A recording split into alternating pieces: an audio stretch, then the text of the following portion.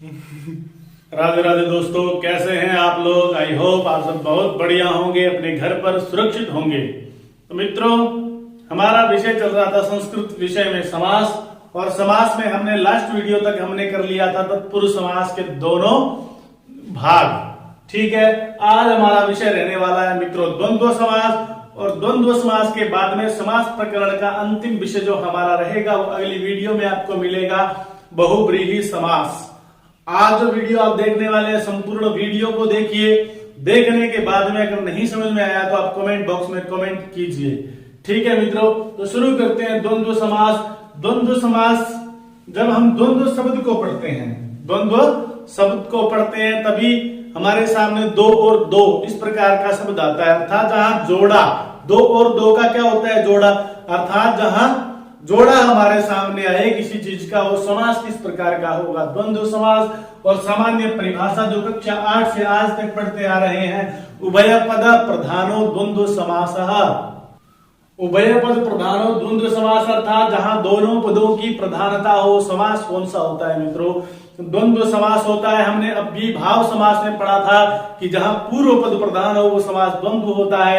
हमने तत्पुरुष में पढ़ा था जहां उत्तर पद प्रधान हो वहां तत्पुरुष समास होता है। और हम द्वंद्व में पढ़ रहे हैं जब दोनों पद प्रधान हो वो द्वंद्व समास होता है। ठीक है मित्रों, नहीं समझ में आ रहा तो एक बात याद रखिए, घर वह चल जाता है जहां बड़ा प्रधान हो। अर्थात जिस घर में बड़े की चले, बड़ा समझदार हो, बड़े की चले तो घर चलेगा। छोटा अगर घर में समझदार है और उसको प्रधान बना दिया जाए तो भी हमारा घर नित्य यश को प्राप्त करता रहेगा, हमारा परिवार यश को प्राप्त करता रहेगा। लेकिन जब घर में दो प्रधान हो जाएं तो घर में द्वंद्व होगा। द्वंद्व का एक अर्थ युद्ध भी होता है, लड़ाई भी होता है। ठीक है ना। अगर घर में दोनों प्रधान हो जाएं तो क्या होता है मित्रों, द्वंद्व होता है। इसी प्रकार समास के अंदर जब दोनों पद प्रधान हो जाएं मित्रों तो वो समास होता है, द्वंद्व समास होता है। ठीक है, तो देखिए मित्रों आगे लिखा हुआ है, चार थे द्वंद्व अर्थात चय के अर्थ में द्वंद्व समास होता है। ठीक है, समास समस्त पद का जब विग्रह करेंगे तो उस विग्रह में प्रत्येक शब्द के साथ चय का प्रयोग करेंगे। चय का अर्थ होता है और, जैसे राम राम श्यामौ, रामश्च श्यामश्च, राम और श्याम। क्लियर है। इसमें तीन प्रकार से द्वंद्व समास होगा, एक इतरेतर द्वंद्व समास, समाहार द्वंद्व समास और एक शेष द्वंद्व समास। इतरेतर में क्या होता है दोस्तों, इतरेतर द्वंद्व समास में पदों की प्रधानता होती है, सभी पद प्रधान होते हैं। वैसे कहा तो गया है दो पद प्रधान होते हैं, लेकिन कई बार पद समस्त जो समास होता है, समास में द्वंद्व समास में दो से अधिक पद भी होते हैं, 3 या 4 पद भी होते हैं। ठीक है ना। तो जितने पद होते हैं वो सारे के सारे इतरेतर द्वंद्व समास में क्या रहेंगे मित्रों, प्रधान रहेंगे।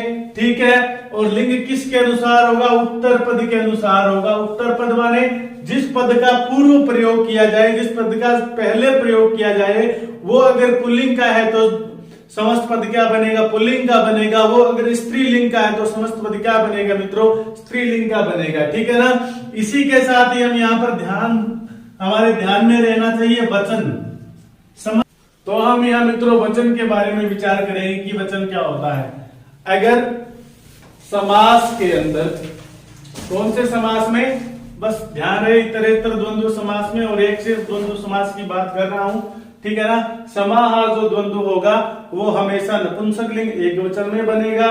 इसके अंदर दो पद होते हैं, दोनों को मिलाकर के जब समस्त पद बनता है तो वो नपुंसकलिंग एक वचन का बनता है। अर्थात हमारे यहाँ पर कोई समस्या नहीं है, हमारी समस्या केवल और केवल इतरेतर में और एक शेष द्वंद्व में है। ठीक है ना। तो ध्यान रखिए इतरेतर द्वंद्व समास के अंदर वचन का निर्धारण होता है, उसके अंदर कितने पद हैं। अगर दो पद हैं तो समस्त पद बनेगा द्विवचन का, अगर दो से अधिक पद हैं तो समस्त पद बनेगा बहुवचन का। यहां तक क्लियर है मित्रों, कोई समस्या है कि नहीं है, नहीं है जी। ठीक है ना। तो देखिए इतरेतर में क्या होगा, सभी पद प्रधान होंगे। ठीक है, और लिंग उत्तर पद के अनुसार होगा। समाहार में समूह अर्थ की प्रधानता होगी और सर्वदा समस्त पद क्या बनेगा, नपुंसक लिंग का बनेगा। एक शेष द्वंद्व समास में क्या होगा, समास में समास करते समय दोनों पदों में से एक पद शेष रहेगा, ये भी क्लियर है। और वचन क्या होता है, जितने पद होते हैं उसी के अनुसार वचन का निर्धारण किया जाता है। क्लियर है ना, कोई समस्या नहीं है। तो ठीक है, देखते हैं आगे इतरेतर समास देखेंगे। अभी इतरेतर के उदाहरण को जानेंगे। पहले तो इतर प्लस में इतर, ठीक है ना। इतरेतर का संधि विच्छेद क्या होता है, इतर प्लस इतर। और इतरेतर द्वंद्व के अंदर पद हमारे सामने आते हैं 2 या 3 या 4 पद आगे मान लो।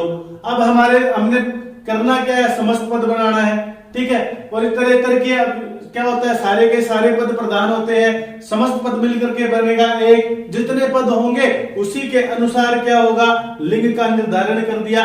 इतनी बात हमारे सामने आ गई। लेकिन सबसे मेन समस्या क्या हो गई हमारे सामने कि जी जब सभी प्रधान हैं तो सबसे पहले प्रयोग किसका करें। जब सभी पद प्रधान है तो प्रयोग किसका करें कि 4 पद दे दिए आपने, राम कृष्ण मोहन सुरेश, सुरेशा राम कृष्ण मोहन सुरेश। तो अब समस्त पद बनाते समय मोहन को आगे लगाएं, राम को लगाएं, कृष्ण को लगाएं, कोई ना कोई नियम तो होना चाहिए, ठीक है ना। तो नियम क्या है, सबसे पहले देखिए द्वंद्वे घी,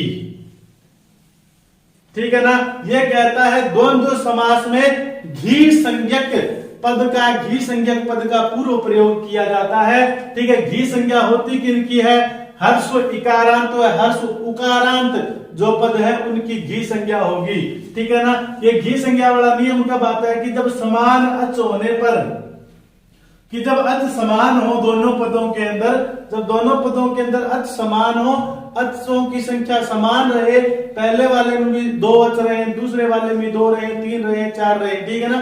जब अचों की संख्या दोनों पदों में समान हो तो ये घी संज्ञा की नियम आता है। ये कहता है जिसकी घी संज्ञा की जाए उसी का पहले प्रयोग कीजिए। जैसे कि देखिए हरि च हरश्च, हरि च हरश्च, हरि भी पद है और हर भी पद है, ठीक है ना। दोनों प्रधान है, कोई समस्या नहीं, दोनों की शक्ति क्या है, बराबर बराबर बांटी गई है, ठीक है ना। तो अब इनमें से पूर्व प्रयोग किसका करना चाहिए, तो शब्द कहता है द्वंद्वे घी, जिसमें की घी संज्ञा होती है। और घी संज्ञा किसकी होती है, जिसके अंत में या तो हर्ष इकार हो या जिसके अंत में हर्ष उकार हो। तो हर में देखो हर्ष इकार या उकार है क्या, अंत में नहीं है जी, हरि में है ना। तो हरीश शब्द को पहले प्रयोग करेंगे और हमारा समस्त पद बनेगा हरि हरु, क्योंकि 2 पद हैं। विष्णु रुद्र है, क्या बना, विष्णु रुद्रु। मधु सर्पी, क्या बनेगा, मधु सर्पिसी। यहां तक क्लियर है मित्रों। तो दोस्तों देखिए आगे सूत्र आता है अजाद्यंतम। क्या सूत्र है मित्रों, अजाद्यंतम। वो सूत्र क्या कहता है कि अजादि व अदंत का पूर्व प्रयोग होता है कि जो शब्द अच से आरंभ हो रहा हो, किससे आरंभ हो रहा हो, अच से, अच माने स्वर से आरंभ हो रहा हो, और जो शब्द अकार अदंत हो, अदंत का अर्थ होता है जिस शब्द का अंत ऐसे हो, समझ गए, कि जो शब्द स्वर से तो आरंभ हो और ऐसे जिसका अंत हो, उस शब्द का पहले प्रयोग, उस पद का पहले प्रयोग किया जाता है। जैसे कि ईश और कृष्ण में देखिए, क्या कृष्ण शब्द का आरंभ विकार से होता है, स्वर से हो रहा है क्या, नहीं हो रहा, व्यंजन से हो रहा है ना, ठीक है। तो पहली बोल पर क्या हो गया मित्रों, आउट हो गया, आगे जाने की जरूरत ही नहीं है। लेकिन इस शब्द को देखिए, इसका आरंभ किससे हो रहा है दोस्तों, इकार से हो रहा है, मतलब स्वर से इसका आरंभ हो रहा है। और इसका अंत किससे हो रहा है, ईश में देखते हैं तो अकार है अंत में, ठीक है ना। तो स्वर से आरंभ होने वाला, अकार से अंत होने वाला शब्द कौन सा है मित्रों, ईश शब्द है। इसलिए ईश का पहले प्रयोग करेंगे, ईश शब्द का पहले प्रयोग करेंगे और शब्द बना हमारा ईश कृष्णों। क्या बना मित्रों, ईश कृष्णों, क्योंकि 2 ही इसके अंदर पद है तो द्विवचन यह हो जाएगा। क्लियर है, कोई समस्या है कि नहीं है, नहीं है, ठीक है जी। आगे देखियो अश्वरथश्च, अश्वरथश्च, ठीक है ना। यहां पर भी वही बात कि स्वर से आरंभ होने वाला, अकार से अंत होने वाला। रथ शब्द का किससे प्रारंभ होता है, व्यंजन से, तो पहले प्रयोग नहीं होगा। अश्व का किससे आरंभ होता है, अकार से, यह आरंभ हो रहा है, मतलब स्वर से आरंभ हो रहा है, तो शब्द बनेगा अस्वरथौ। कोई समस्या है क्या? नहीं है, होनी भी नहीं चाहिए। इसी प्रकार इंद्र वायु में कौन सी शब्द का प्रयोग होगा? इंद्र का, और हमारा समस्त पद क्या बनेगा? इंद्र वायु, द्विवचन में, ठीक है ना। इंद्र अग्नि क्या बनेगा? इंद्राग्नि। क्या बनेगा मित्रों? इंद्राग्नि। कोई नो समस्या नहीं है ना? नहीं होगी भैया। उसके बाद में एक नियम और आता है, क्या कहता है? अल्पाचतरम। तब क्या हो? जब दोनों जगह स्वर समान हो। तो बड़े प्यार से कहता है दोस्तों अल्पाचतरम, कि जहां अच कम हो उसका पहले प्रयोग किया जाए, जहां अच कम हो। आगे देखिए मित्रों, शब्द सूत्र आता है अल्पाचतरम, ठीक है ना। आगे देखिए दोस्तों, आगे एक नया सूत्र और आता है, सूत्र का नाम है अल्पातरम, कि जहां अच कम हो, कि जिस शब्द में, जिस पद में कम अच रहे उसका पहले प्रयोग करना चाहिए। अब जिस पद के अंदर अच कम हो, कम अच वाले शब्द को, कम अच वाले पद को पहले प्रयोग किया जाए, जैसे कि शिवः केशवः। अब देखते हैं तो शिव में कितने स्वर हैं? इकार और अकार, 2 स्वर हैं, ठीक है। केशव में 1, 2 और 3 स्वर हैं। तो पहले किसका आएगा? जिसमें अल्प अच है। अल्प अच किसमें है मित्रों? शिव में है। तो क्या बना? शिव केशव। कोनो समस्या नहीं है, ठीक है। उसी प्रकार व्यासः कपिलश्च, व्यास और कपिल में किस में स्वर कम है? व्यास में कम है, ठीक है ना। तो क्या बना? व्यास कपिल,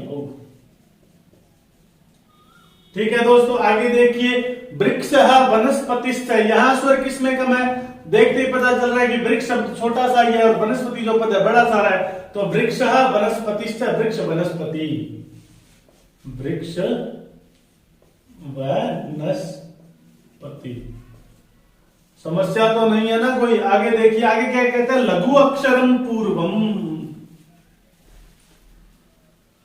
अब समस्या ये आती है कि अगर स्वर समान मिल जाए, स्वर दोनों ही पदों में समान हो, ठीक है ना, और पूर्व वाले पद भी न लग रहे हो, तो क्या होगा? पूर्व वाले स्वर भी का नहीं प्राप्त होते। तो ये कहता है लघु अक्षरम पूर्वम, कि जहां समान स्वर हो, वहां जिसमें हर स्वर ज्यादा हो, जिस पद में हर स्वर ज्यादा हो, उसका पहले प्रयोग होता है। तो देखिए, जब शब्द है तो एक मास शब्द है, तो देखिए 1, 2, 3, 4, तो लघु हर स्वर ए आ ए, माने लघु किसमें ज्यादा है? लघु यव में ज्यादा है, यव में ज्यादा है ना। तो यहां पर क्या बन जाएगा? यवमाशौ।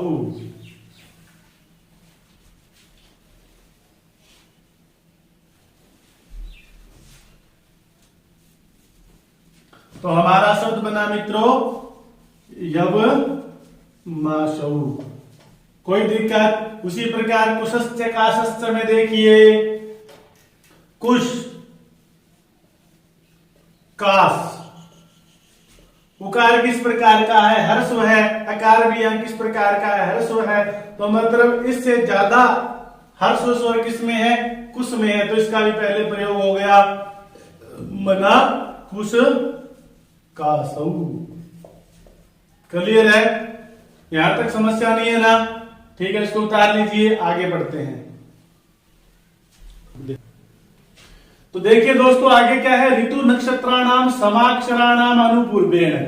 यह सूत्र के, यह वार्तिका कहती है कि ऋतु व नक्षत्रवाची शब्दों में जहां पर स्वर समान हो, कि ऋतुवाची में और नक्षत्रवाची पदों में जहां स्वरों की समानता आ जाए, अर्थात स्वरों के आधार पर जब निर्धारण करना मुश्किल पड़े तो आपके सामने क्या आती है, वार्तिक आती है, चिंता मत करो, देखो ऋतु नक्षत्राणाम समाक्षराम अनुपूर्वेण।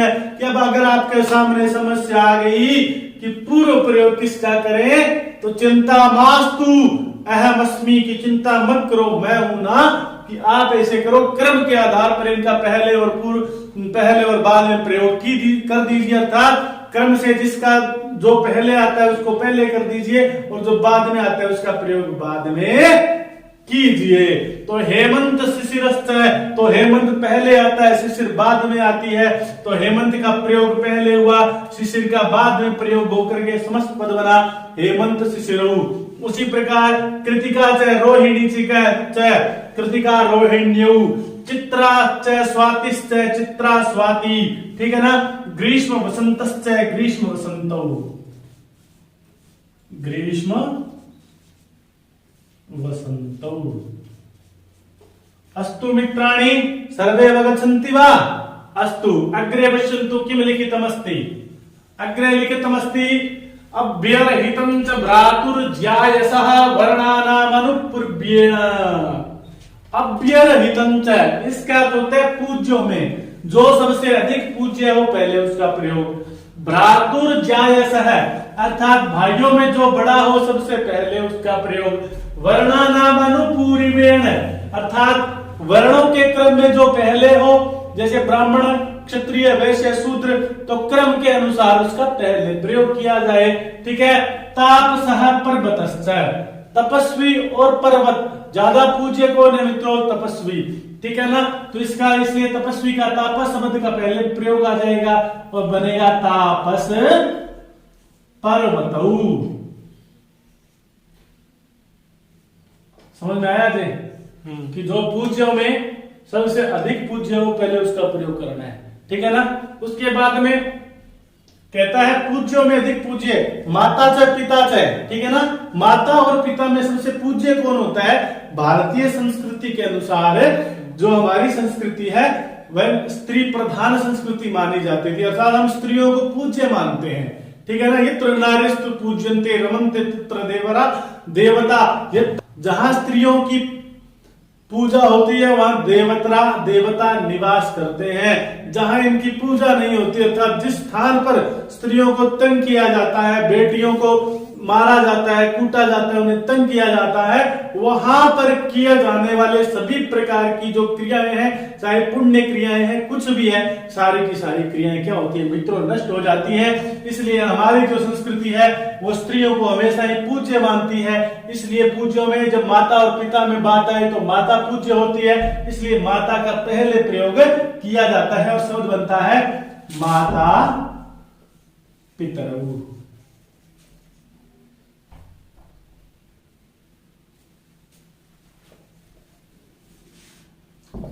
पिता च भ्राता च, बाप और भाई में पूज्य कौन होगा? पिता पूज्य होगा, तो पिता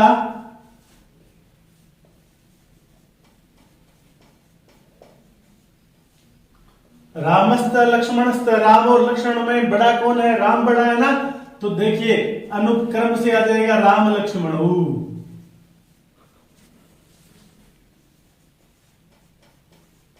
कुशश्च लवश्च, कुश लवौ, ठीक है।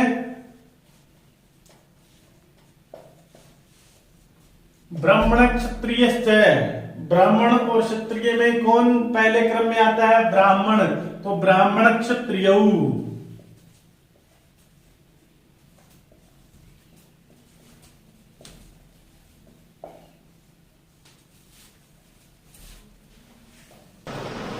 आगे देखते हैं मित्रों एक शेष द्वंद्व समास, अर्थात वो द्वंद्व समास जिसमें समस्त पद करते समय एक ही पद शेष रहे।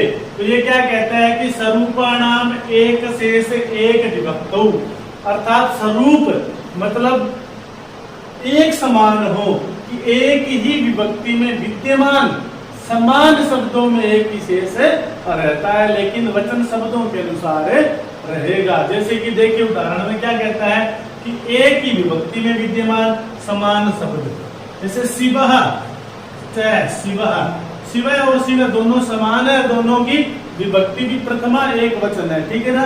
तो इस प्रकार एक ही विभक्ति में समान शब्दों में एक ही शेष रहता है, लेकिन वचन किसके अनुसार होगा, वचन जितने शब्द है उन्हीं के अनुसार होगा। तो कितने शब्द हैं, 2 शब्द हैं, समान है, समान विभक्ति है, ठीक है ना। तो समस्त पद क्या बनेगा, शिवऊ, ठीक है, द्विवचन। इसी प्रकार रामस्य, रामस्य में क्या बनेगा, राम और राम कितने पद हैं, 2 पद है ना, तो बनेगा रामऊ, ठीक है। रामस्य, रामस्य, रामस्य, रामः, रामः, रामः समान है, एक ही विभक्ति है और पद भी समान है ना, लेकिन कितने हैं, 2 से अधिक है, 3 है, तो क्या बनेगा, रामाः, क्या बनेगा, समस्त पद रामाः। इसी प्रकार हरिश्च, हरिश्च, हरि हरि प्रथमा विभक्ति एक वचन, दोनों तरफ समान है ना, तो क्या बनेगा, हरि। द्विवचन में हरि हरि हर है, क्या बनेगा, हरि। अगर 3 होते हरिश्च, हरिश्च, हरिश्च, तो क्या बनते, हर। क्लियर मस्ती, अग्रे पश्यामः। आगे क्या कहते हैं, पुमान स्त्रीय। देखो जब पुल्लिंग और स्त्रीलिंग शब्द एक साथ आए तो क्या होता है, द्वंद्व होता है। तो स्त्रियां तो वैसे ही अबला कही जाती है, अन्यथा मत लीजिएगा, मेरी इस बात को समझाने के लिए बता रहा हूँ कि स्त्रियां क्या होती हैं, अबला होती हैं। जब पुरुष के साथ लड़ेंगी तो क्या बचेगा मित्रों, पुरुष बचेगा, ठीक है ना। समझाने लायक बात है, वरना नारीस्तु सर्वत्र पूज्यते, ठीक है ना। तो एक ही शब्द से बने हुए पुल्लिंग व स्त्रीलिंग शब्दों में द्वंद्व करने पर पुल्लिंग ही रहता है, ठीक है ना। हंस है, चाहे हंसी, हंसी, ठीक है ना। तो यहाँ पर 2 पद है, एक पुल्लिंग है, स्त्रीलिंग है, बचेगा कौन से वाला, पुल्लिंग बनेगा, तो बना हंसऊ। क्लियर मस्ती। नदश्च, नदी, चाहे क्या बनेगा, नदऊ। क्लियर है। बालकश्च, बालिका, चाहे क्या बनेगा, बालकऊ। इसी प्रकार छात्रश्च, छात्रा, चाहे क्या बनेगा, छात्रऊ। भ्राता, चाहे स्वसा, स्वसा कहते हैं बहन को, भाई और बहन में क्या बनेगा, भाई, 2 भाई ना, तो भ्रातरऊ। द्विवचन में बनेगा भ्रातरऊ, एक से बना भ्राता शब्द। यहाँ तक क्लियर है। आगे पढ़ते हैं इसी में। आगे देखिए अंतिम नियम क्या कहता है, एक्सेस द्वंद्व का। त्यद आदिनी सर्वैर नित्यम कहता है, त्यद आदि, त्यद, तद, यत्, एतत्, इदम, अदस, एकद्वि, इनका किसी भी पद के साथ समास होने पर क्या शेष रहता है मित्रों, त्यद ही शेष रहता है, मतलब तत्शब्द रूप ही शेष रहता है। जैसे कि स, च, देवदत्तश्च, स किस प्रकार का पद है, त्यद का, देवदत्तश्च, ठीक है ना। तो इन दोनों का जब समास करेंगे तो क्या बचेगा, त्यद का ही रहेगा, और वचन तो जितने पद है उतना ही होगा, तो क्या बना, तऊ।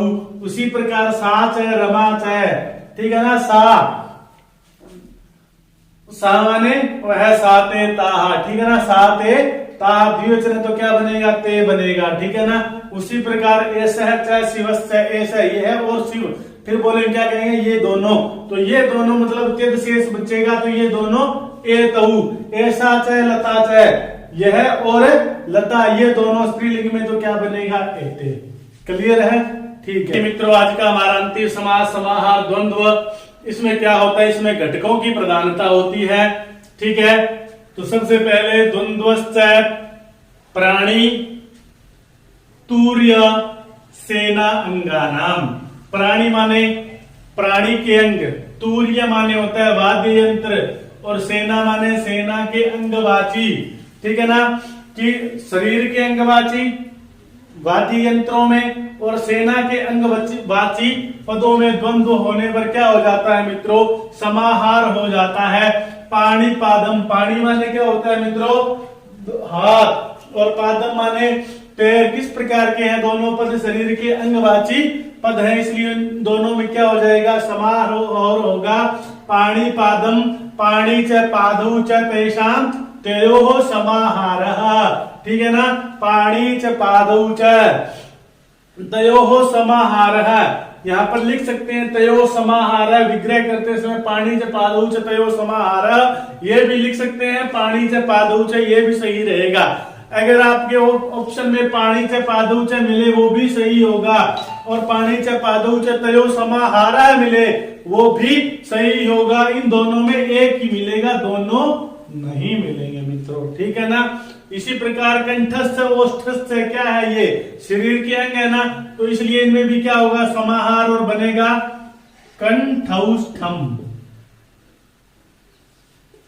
ठीक है। आगे शिरश्च ग्रीवाच, सिर और गर्दन शरीर के अंग है, तो क्या बना समस्तपद शिरो ग्रीवम, क्या बना मित्रों, शिरो ग्रीवम। वंशी च वीणा च तूर्य, क्या वाद्य यंत्र है ना, तो क्या बना हमारा वंशी वीणम, वंशी वीणम, ठीक है ना। रथिका अश्वरो, रथिका और अश्वरो किस प्रकार के, अश्वारोही किस प्रकार के शब्द है मित्रों, सेना के अंग है, ठीक है ना। समस्त पद क्या होगा, रथिका स्वरोहम। और साधयश्च पदातिश्च पदाताश्च, ठीक है ना, तो क्या बनेगा साधि साधि पदार्थम। क्लियर अवस्थी न किंचित अत्र संदेह। इसके बाद में क्या कहता है कि शूद्र जंतु, छोटे छोटे जो जंतु होते हैं उनका जिक्र करने पर भी समाहार द्वंद्व होता है। लेवले तक जो छोटे जंतु है वो शूद्र जंतुओं में आते हैं। तो यूका च लिक्साश्च, यूक कहते हैं ढेरों को, ठीक है, और लिक्स कहते हैं लीक, ठीक है। यूका लिक्साश्च जू भी बोलते हैं इनको, ठीक है ना। तो यूका लिक्सम क्या बनेगा, यूका लिक्सम। ये भी एक जीव होते हैं मित्रों, पता है क्या आपको, हमारे सिर के ऊपर पलने वाले। परोपकाराय फलन्ति वृक्षाः, और कुछ लोग इतने परोपकारी होते हैं कि जुओं को बेचारों को बचाने के लिए, उनकी रक्षा करने के लिए स्नान भी नहीं करते, अपने बालों को भी नहीं संवारते हैं, ताकि उनके ऊपर पड़ी हुई जुएं पलती बढ़ती रहे, ठीक है ना। वृक्षा स मूषकश्च, वृक्ष मूषक, वृश्चिका, वृश्चिक किसे कहते हैं, कहते हैं बिच्छू को, और मूषक कहते हैं चूहे को, वृश्चिक मूषकम, वृश्चिक मूषकम।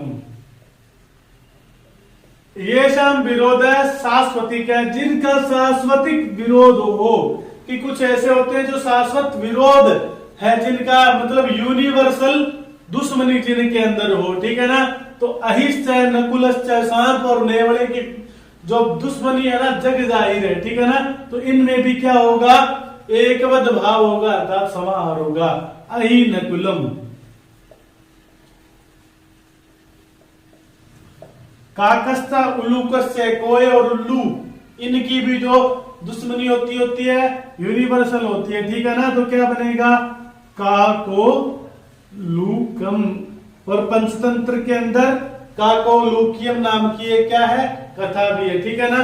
भी प्रसिद्ध प्रतिषिद्धम च अनधिकरणवाची, विकल्प से ये क्या कहता है कि परस्पर विरोधी जो पद है उनमें भी एकवद भाव होता है। परस्पर विरोधी जैसे सुख दुख, अमीर गरीब, ठीक है ना। और होता है किस प्रकार एकवद भाव, विकल्प से होता है मित्रों। इसलिए शीतन च उष्णं च क्या बनेगा, विकल्प से शीतोष्णम बनेगा, और इतरेतर में क्या बनेगा, शीतोष्णे, ठीक है ना। सुखम च दुखम च, सुख दुखम बनेगा, विकल्प से समाहार द्वंद्व, और इतरेतर द्वंद्व में क्या बनेगा, सुख दुखे, ठीक है मित्रों। ये था आपका द्वंद्व समास जो हमने आज पढ़ा। किसी भी विद्यार्थी को कहीं पर भी कोई समस्या आ रही है तो आप कमेंट बॉक्स में लिखिए। आगे एक नई वीडियो के साथ आपसे फिर मिलते हैं। तावत नमो नमः पुनर्मिलामः। धन्यवादः।